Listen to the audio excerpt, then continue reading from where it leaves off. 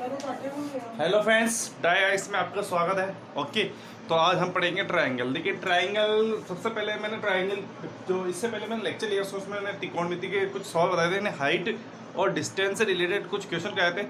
और भी ट्रायंगल में कुछ चीज़ें हैं तो हम थोड़ा उसमें बाद में बात करेंगे, ठीक है ना, जो ट्रायंगल में हाइट एंड डिस्टेंस के बारे में। ओके, अब आज का मैं जो टॉपिक ले रहा हूँ वो ले रहा हूँ 2D से रिलेटेड। 2D का मतलब होता है क्षेत्रफल, ठीक है। 2D वाली चीज़ें, जिस चीज़ का क्षेत्रफल निकलता है उसे कहते हैं 2D, जिस चीज़ का वॉल्यूम निकल रहा है उसको हम कहेंगे 3D, ठीक है। तो आपने कभी भी सुना होगा कि ट्रायंगल का जो कभी वॉल्यूम नहीं निकलता, हालांकि निकलता है अलग चीज़ में, साइंस में, ठीक है ना। वो साइंस में मैं आपको बताऊंगा, अगर आप इंटरेस्टेड हो तो बताना मुझे कमेंट करके। तो ठीक है, मैं बताता हूँ। सबसे पहले समबाहु त्रिभुज। त्रिभुज देखिए, त्रिभुज, समबाहु त्रिभुज या फिर नॉर्मल त्रिभुज की बात करूँ तो त्रिभुज के तीन कोण होते हैं, ठीक है ना। तीनों कोणों का योग होता है 180 डिग्री। ओके, समद्विबाहु एक होता है समबाहु त्रिभुज, एक होता है संधिबाहु त्रिभुज, एक होता है समकोण त्रिभुज और एक होता है नॉर्मल त्रिभुज। ओके, तो हमें चारों के फॉर्मूले हमें पता होने चाहिए, ठीक है। चारों में हमें जो उनकी जो बातें वो पता होनी चाहिए, चारों के हाइट के बारे में, चारों के अंदर परिकेंद्र और केंद्र की क्या होता है अभी बताऊंगा मैं, वो चीजें हमें पता होनी चाहिए। ओके, तो सबसे पहले आज हम बात करेंगे समबाहु त्रिभुज की। समबाहु त्रिभुज में बात करने से पहले मैं कुछ बात करना चाहूंगा कि समबाहु त्रिभुज के अंदर सबसे पहले बात करता हूँ परिकेंद्र या लंब केंद्र की। देखिए ये ट्रायंगल है, ठीक है। मान लीजिए ए बी सी एक ट्रायंगल है, यहां से एक लंब लेता हूं, ठीक है ना। यहां से लंब ले रहा हूं, लंब का मतलब सीधा 90 डिग्री। ओके, मान लीजिए ये है गया डी। सी से एक लंब लेता हूं, यहाँ पे कहता हूँ ई। ए से एक लंब लेता हूं, है ना, और ये बीसी पे काटता है, ठीक है ना। A B C D E F मान लीजिए। तो ये जो प्राप्त हुआ, इन सब लंबों से, ये जो लंब है, इसका एक लंब, इसका एक लंब, इसका एक लंब, इन सब लंब, ये जो सब लंब है जहां काटते हैं उसे हम कहते हैं परिकेंद्र। क्या कहते हैं? परिकेंद्र।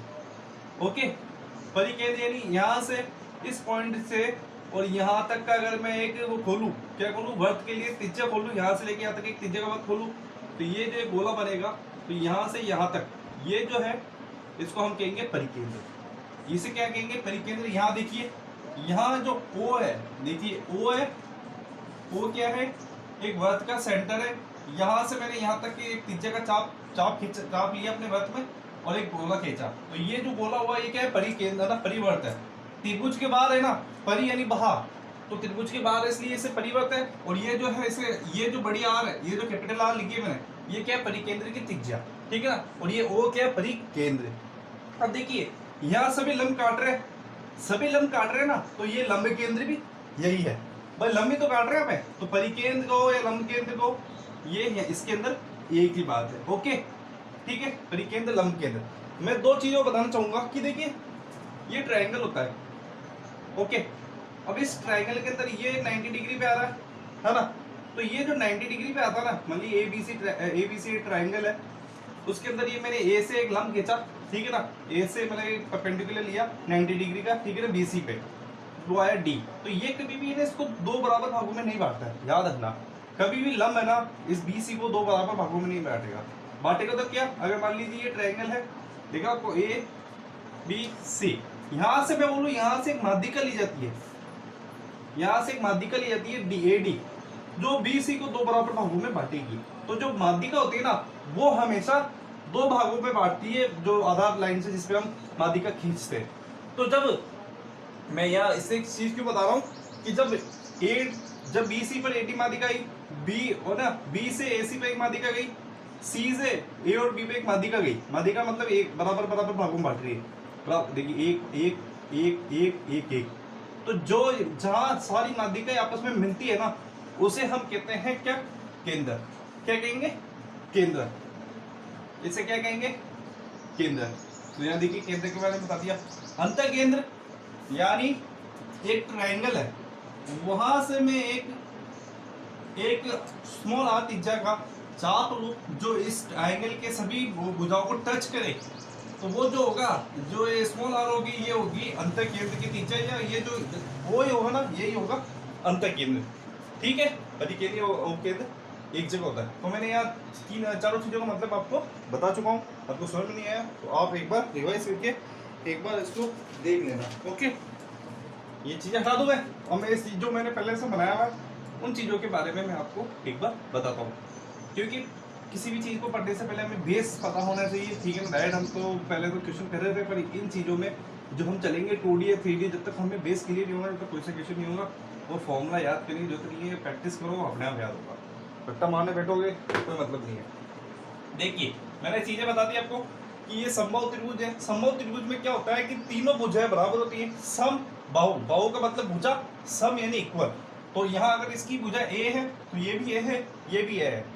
अगर तीनों भुजाएं बराबर है तो एंगल भी बराबर होंगे, ठीक है ना। तो ये भी 60 डिग्री का होगा, ये भी 60 डिग्री का होगा, और ये भी 60 डिग्री का होगा।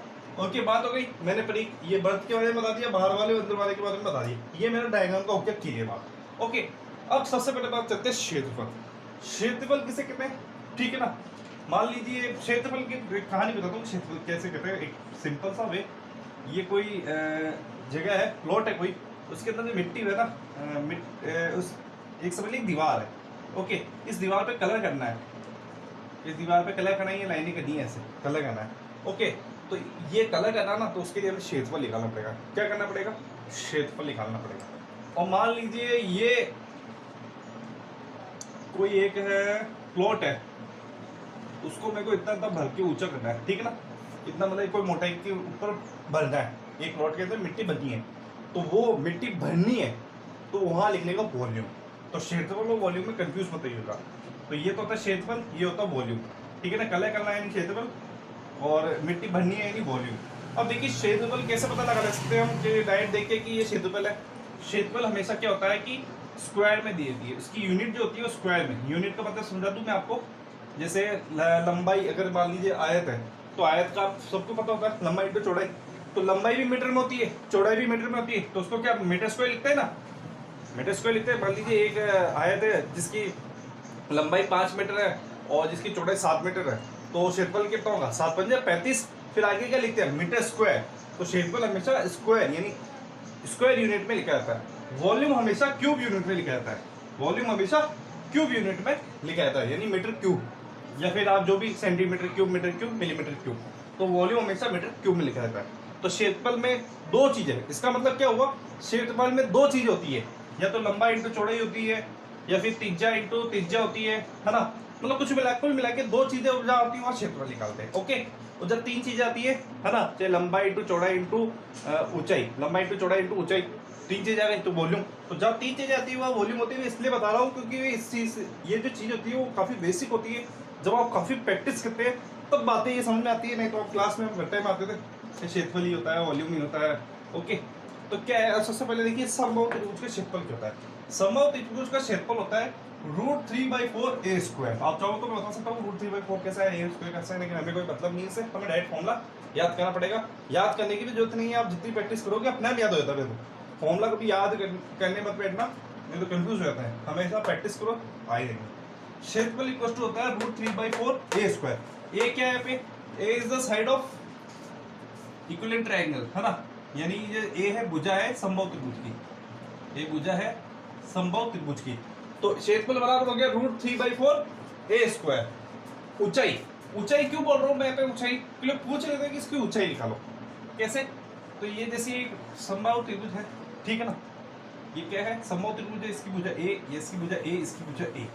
ऊंचाई की क्या बात हो गई, ये जो यहाँ से मैं यह ले रहा हूँ, है ना, 90 डिग्री का, 90 डिग्री का जो एंगल लिया मैंने, यानी ए से, मान लीजिए ABC त्रिभुज है, ए से मैंने BC पर एक AD, है ना, परपेंडिकुलर खींचा है। तो AD की जो ऊंचाई है ना, AD की जो लंबाई है उसे कहते हैं ऊंचाई, उसे क्या कहेंगे हम, ऊंचाई। तो कभी कभी डायरेक्ट क्वेश्चन पूछ लेते हैं कि समद्विबाहु त्रिभुज की ऊंचाई निकालो, तो आपको फॉर्मूला पता होना चाहिए। कुछ नहीं है, √3/4, हमेशा √3/, तो आएगा, इसमें √3 तो करने का ही आएगा ही।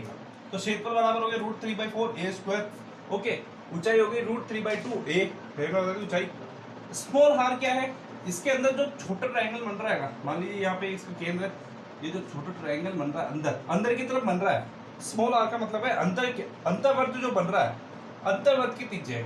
यानी देख लीजिए ये r है ना, ये जो सर्किल है ना, तो ये अंतर्वर्त यानी इनसाइड सर्किल जो है इसके अंदर, ट्रायंगल के अंदर, उसकी त्रिज्या कहाँ से, डायरेक्ट फॉर्मूला याद रखना है, a/2/√3। बड़ा जो परिवर्त है, जिसे हम परिवर्त कहते हैं, जो आउटसाइड सर्किल है, उसकी त्रिज्या कितनी होगी, r = a/√3। a मैंने बता दिया क्या है, भुजा, ठीक है ना। r क्या है, परिवर्त की त्रिज्या, स्मॉल आर क्या है, अंतर्वर्त की त्रिज्या। तो ये 4 चीजें अगर हमें पता होगी तो समबाहु त्रिभुज में आप कहीं नहीं अटकोगे। ओके, कुछ चीजें जिनका मैं बता दूं, ये आपको याद करनी है कि परिवर्त का क्षेत्रफल, डायरेक्ट याद करो तो बहुत इजी है, क्योंकि डायरेक्ट पूछ लेते हैं कि परिवर्त का क्षेत्रफल अपॉन अंतर्वर्त का क्षेत्रफल कितना होता है। तो 4/8 ये क्या होता है, रेशियो है। कितना है, रेशियो है। परिवर्त की त्रिज्या अपॉन अंतर्वर्त की त्रिज्या, आप देखिए परिवर्त की त्रिज्या, देखिए परिवर्त की त्रिज्या कितनी है, a/√3। मैं ऐसे सॉल्व करके बताता हूँ। देखिए परिवर्त की त्रिज्या कितनी है, a/√3। ओके, अंतर्वर्त की त्रिज्या कितनी है, a/2√3। ठीक है, √3 से √3 कैंसिल, a से a कैंसिल, ये 2 पर चल जाएगा तो 2/1। देखिए ये आ रहा है तो 2/1 आ रहा है, 2/1 आ रहा है। तो ये डायरेक्ट आपको याद कर ले तो अच्छा है। परिवर्त की त्रिज्या हमेशा याद रखिए, बड़ा वाला 2, छोटा वाला 1, मतलब आधा, अगर एक आदमी ना बड़े वाले का आधा है। ठीक है ना, ये भाई अगर 1 है तो ये 2 है। ओके, और अगर इनके क्षेत्रफल की बात करें तो इसको स्क्वायर कर दिए। भाई आप जानते हो कि क्षेत्रफल क्या होता है, मैंने बताया था कि स्क्वायर यानी, अब सर्किल का जानते हो, क्षेत्रफल नहीं जानते हो, देखिए पाई आर स्क्वायर होता नहीं होता है, आर स्क्वायर यानी आर स्क्वायर आता है। क्षेत्रफल में बताया था कि 2 चीजें होती है, तो आर यानी 2 का स्क्वायर यानी क्या 4, 1 का स्क्वायर यानी 1। तो ये देखिए ये भी आ गया, मैंने सारी चीजें आपको बता चुकी है। ठीक है ना, अब हम इसके करेंगे क्वेश्चन अगली वीडियो में। तो मेरा वीडियो आपको कैसा लगा, प्लीज लाइक कीजिएगा, शेयर कीजिए, सब्सक्राइब कीजिए। Thank you.